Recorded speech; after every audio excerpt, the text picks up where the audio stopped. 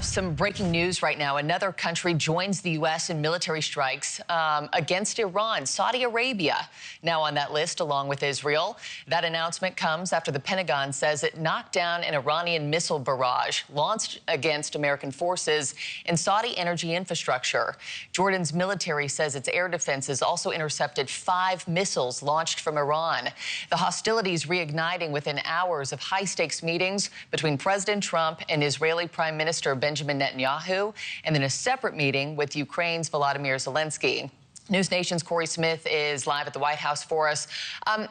Corey, so much has happened in less than 24 hours as this war now enters its 6th month.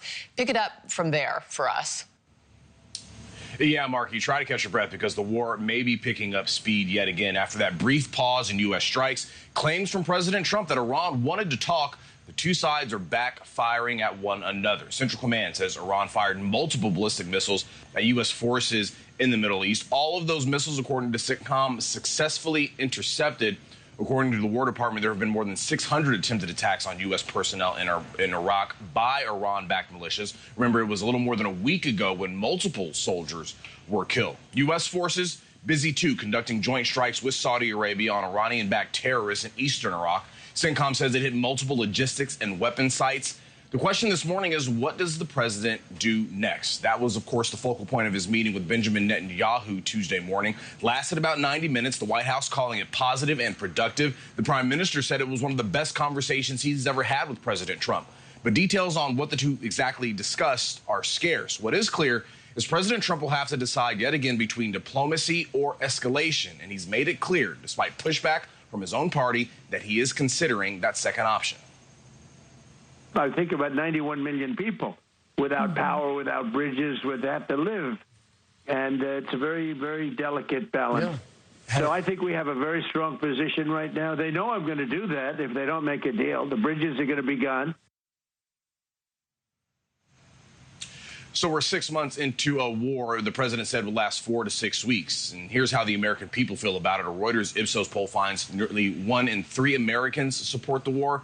Nearly 70% say the president has not clearly explained the goal. So we'll see what new developments today brings. Marky? And so, Corey, before things in Iran reignited, the president met with Ukrainian President Volodymyr Zelensky as well. What came out of that meeting?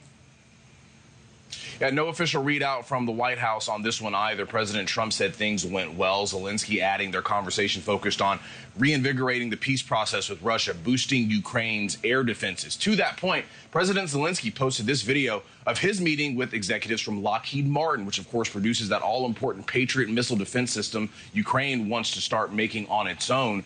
That was definitely part of the conversation at the White House yesterday. The Ukrainian leader, though, not going home empty-handed. After meeting with the president, he headed to Capitol Hill, where the Senate took a big step in passing that Russia sanctions bill named in honor of the late Senator Lindsey Graham. Of course, Zelensky, one of several foreign dignitaries on hand here in Washington yesterday to pay their respects to the late senator.